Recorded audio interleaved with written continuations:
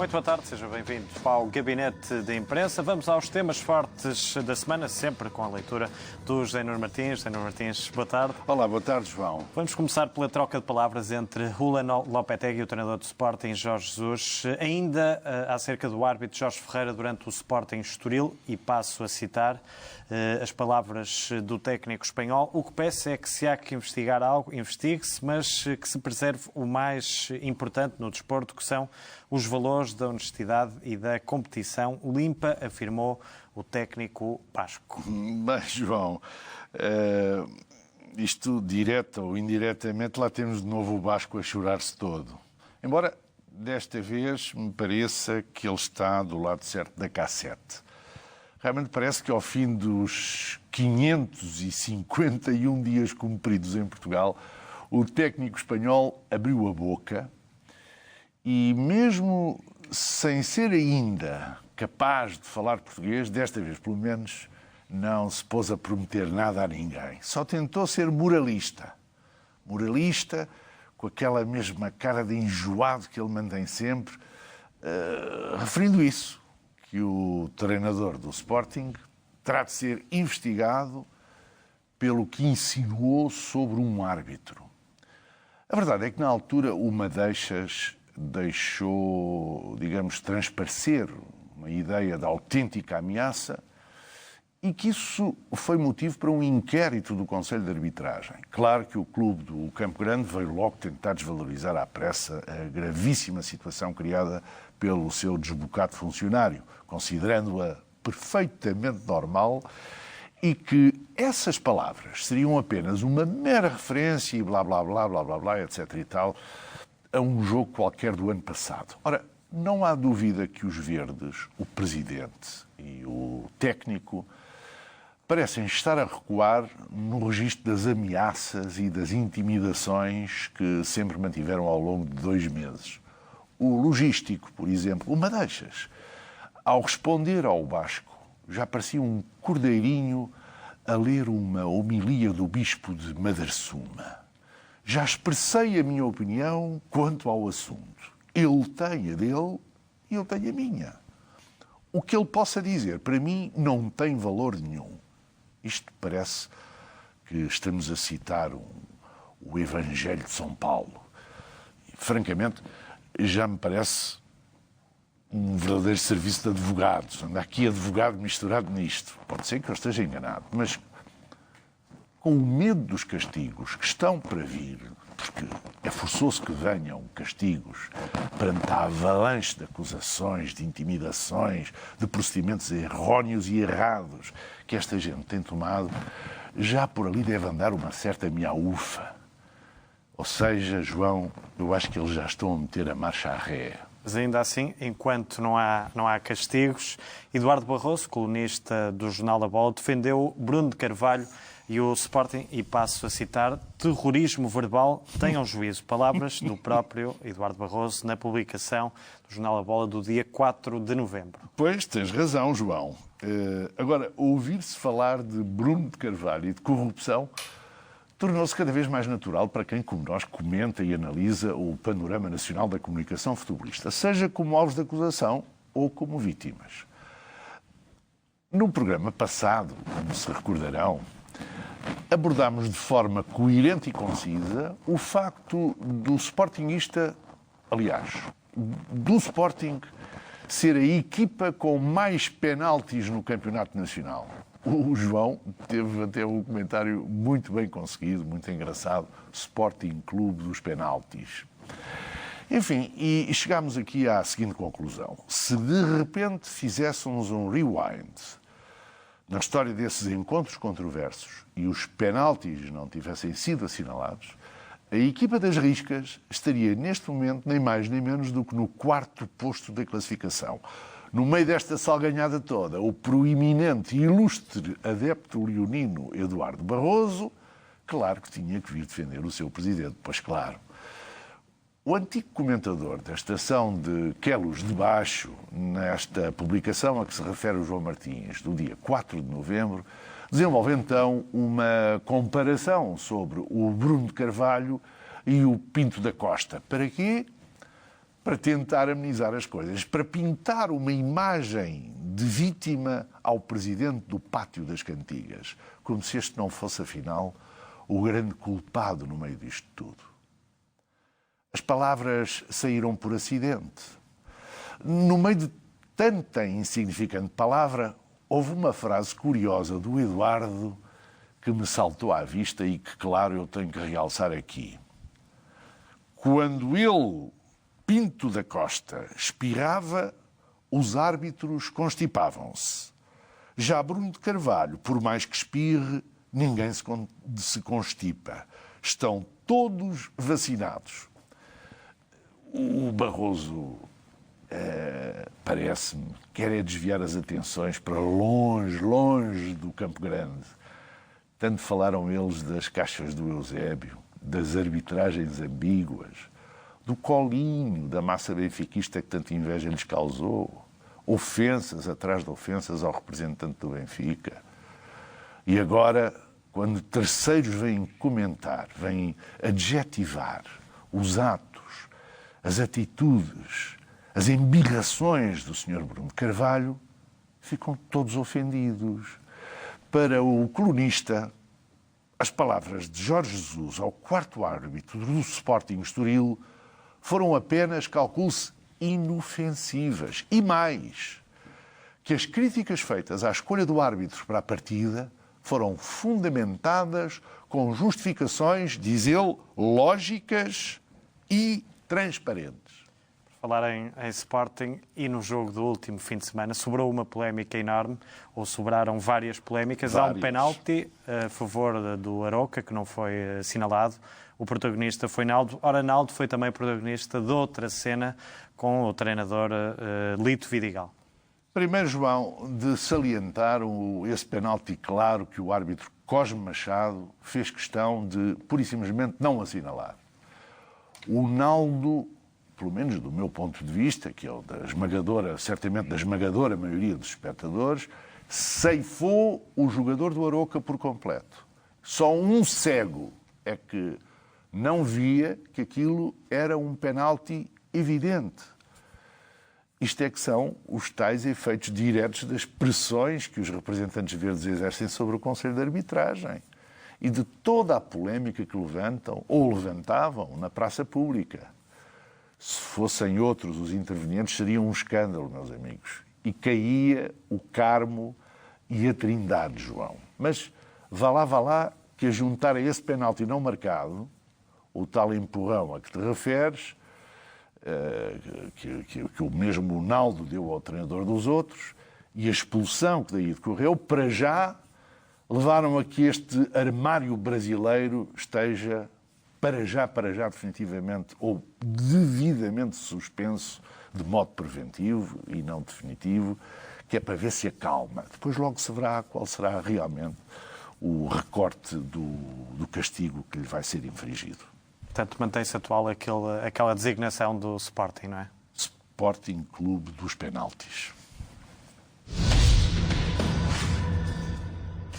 Já que falamos do Conselho de Arbitragens, Nuno Martins, uma notícia do Correio da Manhã, do dia 8 de novembro, dava agora conta de uma eventual invasão de Julen Lopetegui e de Antero Henrique, vice-presidente do Porto, ao balneário do árbitro Artur Soares Dias, no intervalo do último Porto-Benfica do dia 20 de setembro. Meu caro João, eu, quando vi esta notícia, nem queria acreditar.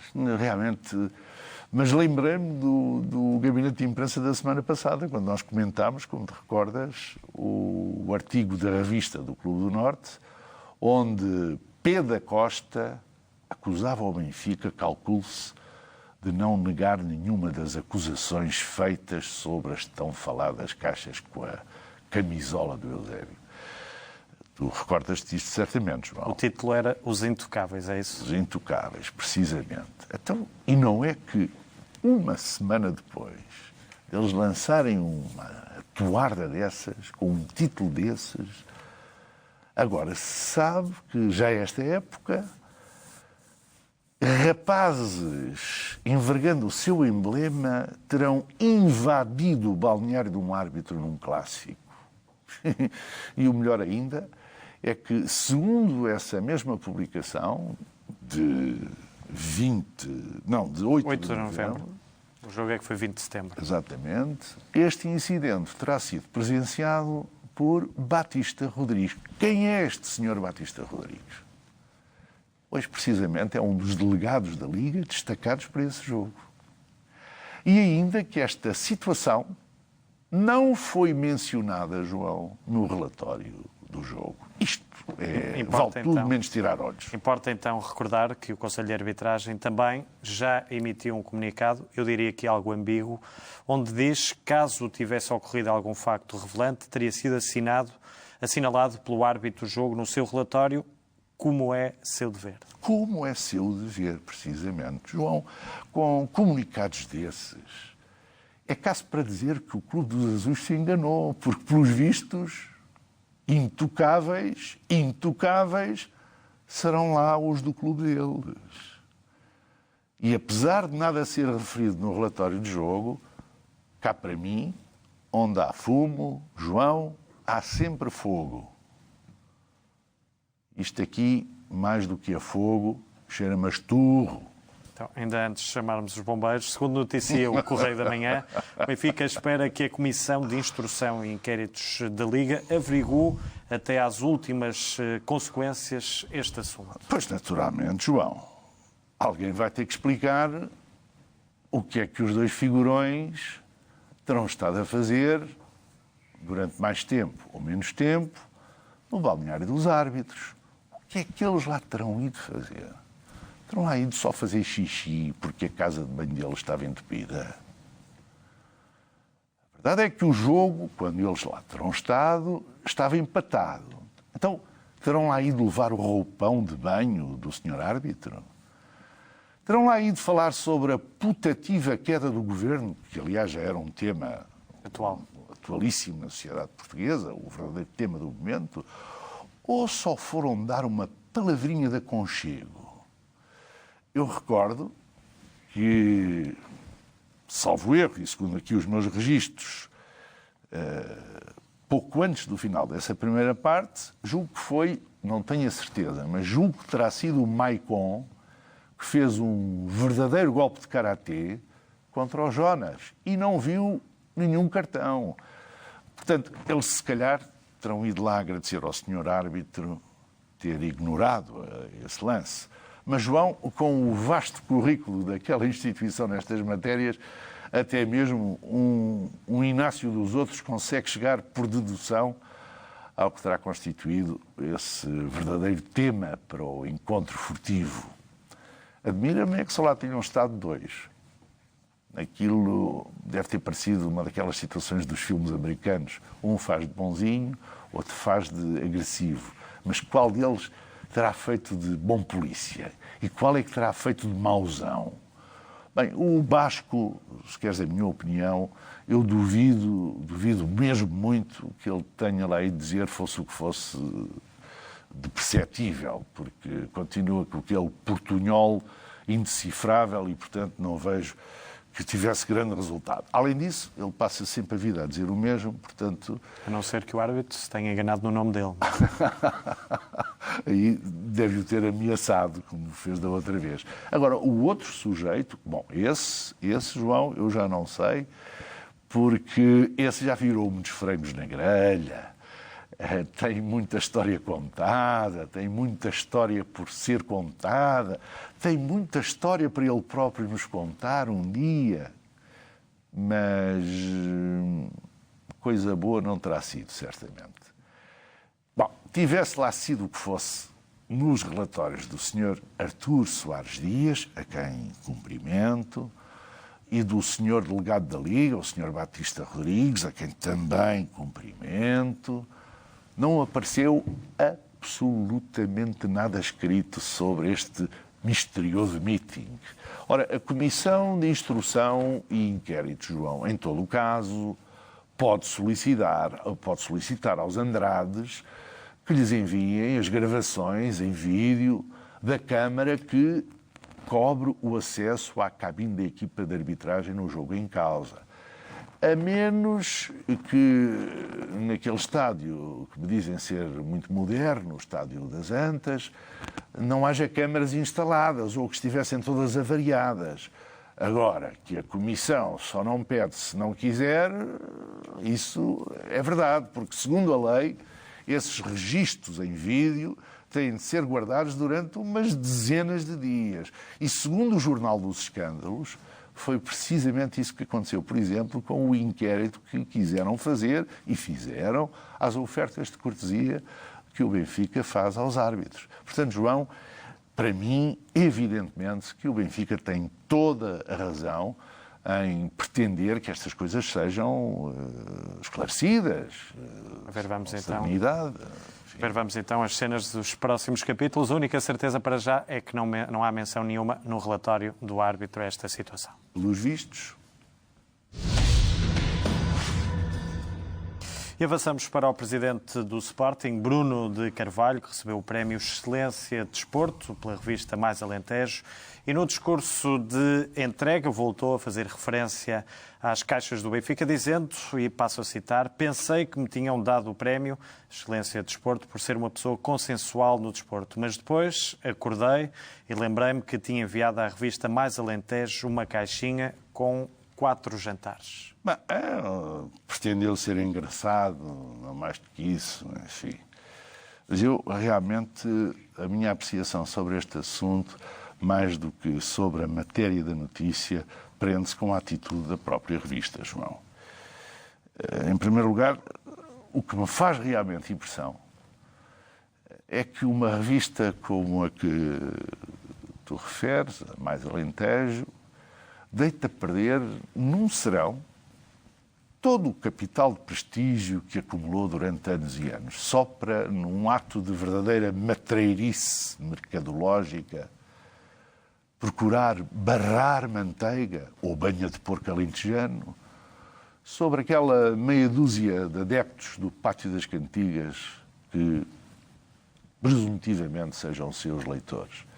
Certamente que o grande Alentejo, o Alentejo raçudo, o Alentejo verdadeiro, se terá admirado com esta súbita pulsão da redação da revista, no sentido e na direção daquilo que é iníquo, daquilo que é profundamente ridículo.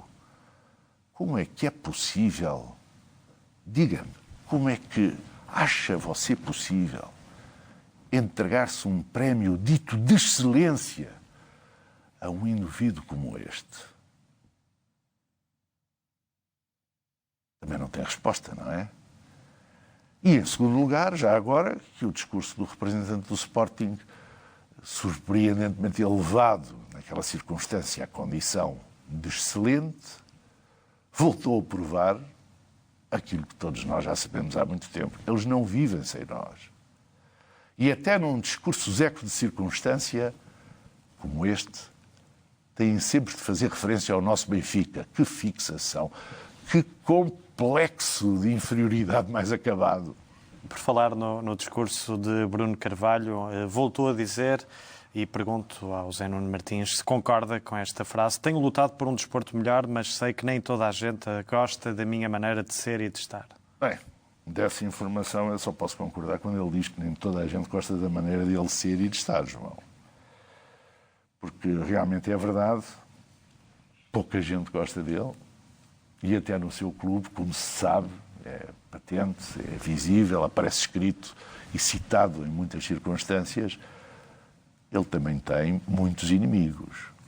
Só os alentejanos daquela revista é que não tiveram em conta tudo o que ele tem agressivizado no mundo do desporto nestes últimos 2 anos, tudo o que ele tem provocado e ofendido, tudo quanto ele tem instigado, intimidado, ameaçado, tudo o que tem insinuado, tudo o que tem feito para condicionar e para constranger a arbitragem, os institutos desportivos, os outros clubes.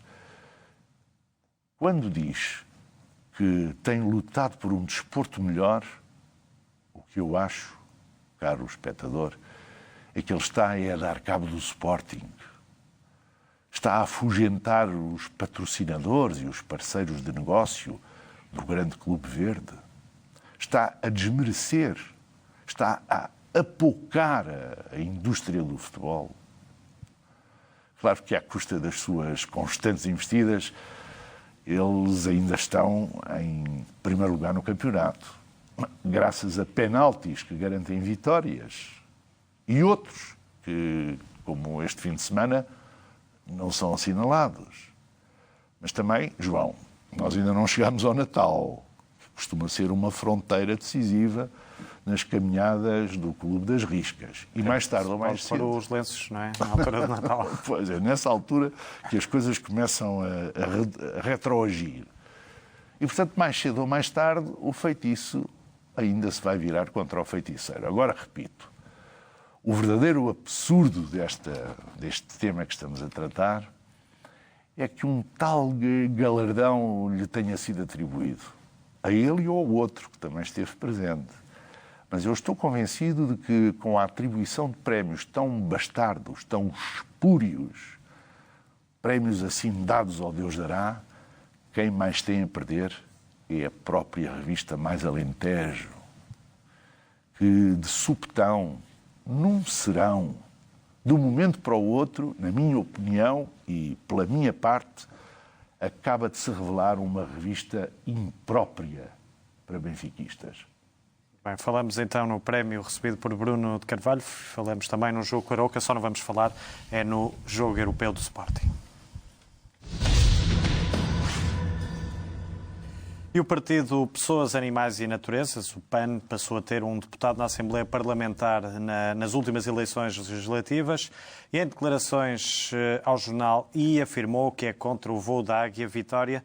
Segundo o PAN, José Nuno Martins, a águia é um animal selvagem que fica desta forma afastado do seu habitat, diziam, portanto, expressamente nessa entrevista. O PAN não se revê na domesticação de animais selvagens, pois são afastados do seu habitat, ficam impedidos de expressar o seu comportamento natural e de interagir com outros animais que integram o seu próprio ecossistema. Algum comentário a esta situação? Sim, alguns comentários que eu acho que são de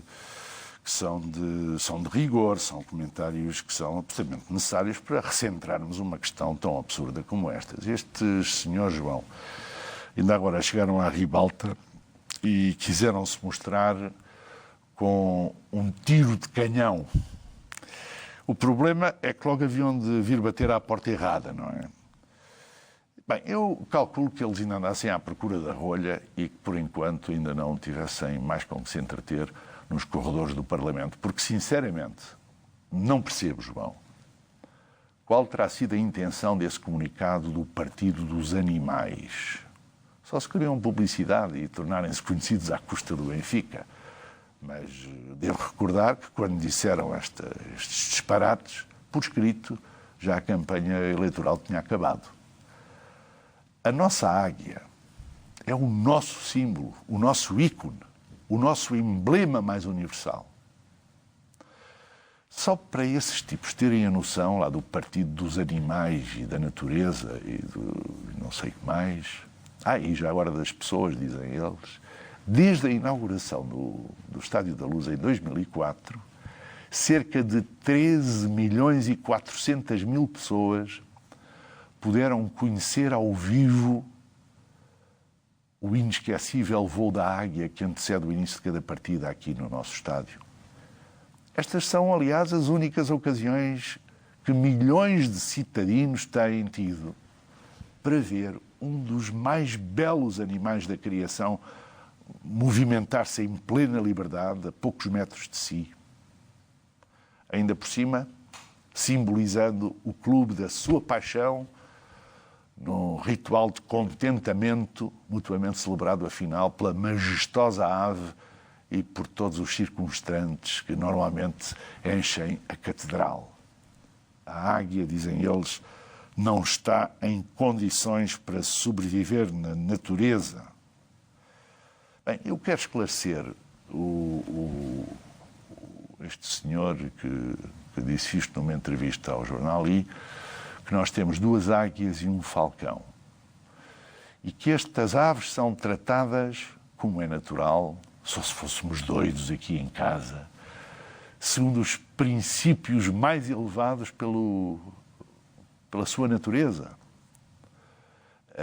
Os princípios que mantêm, digamos, respeito, que mantêm consideração pela vida dos próprios bichos, com procedimentos certificados.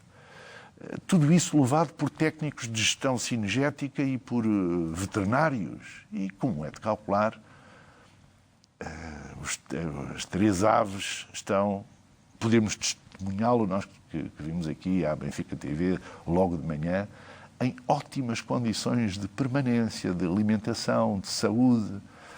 Apanham o sol ou a chuva, conforme está o tempo, ali junto ao relvado, durante todo o dia. São tratadas como seria natural, com todos os cuidados e todo o desvelo pelos benfiquistas. Portanto, João, a mim revolta-me este tipo de declarações sem cabimento nenhum, vindas de um partido caloiro na Assembleia, que, com tantas responsabilidades no plano político e programático, já se acha no direito de empreender uma guerra sem sentido com o Sport Lisboa e Benfica. Eu, sinceramente, duvido que este seja o caminho para cativar apoiantes para as suas causas verdadeiramente oportunas e eventualmente mais nobres, que as hão de ter, pelo menos aqui junto do universo dos adeptos benfiquistas. Só para nos situarmos e para adiantarmos, já temos pouco tempo, o deputado André Silva veio depois esclarecer que estas declarações foram apenas de apelar à responsabilização pelo bem-estar de todos os animais selvagens que estão fora do seu habitat natural. Pois. Obrigado. Imagina, João Martins, o número de pessoas que o novo deputado não terá irritado, como aconteceu comigo. Esse súbito esclarecimento a que referes, do novo Partido da Bicicleta, porque só lá cabe um de cada vez, não é? Só prova, mais uma vez, só mostra, afinal, a grandeza e a visibilidade deste glorioso clube. Vocês não viram a tempestade de anedotas e biscas que de repente se tinha levantado nas redes sociais? Nós, no fundo, João, temos de levar isto à conta da inexperiência do rapaz que julgava que estava só a lidar com a rapaziada dele. Mas porquê é que, em vez das águias imperiais, ele não se preocupou com as cobras e os lagartos? Há tanta lagartada por aí, tanto porco, tanto animal irracional. Não me admira, portanto, que com as massivas reações dos benfiquistas logo tenham metido a marcha atrás. Devemos perdoar-lhes, sinceramente, João. Mas não vamos esquecer o chinfrim que causaram com o assanhado disparate que marcará para sempre, indelevelmente, a sua entrada na já desgraçada cena política portuguesa. Bem, não temos tempo para mais. José Nuno Martins, agradeço mais uma vez a presença neste gabinete de imprensa. Para a semana cá estamos. Cá estamos, de regresso, seguramente. não é? Com mais assuntos e mais temas quentes e com mais castanhas quentes, não é? Bem, podemos dizer, neste dia de São Martim. Tudo dito neste gabinete de imprensa. Tenha uma boa tarde.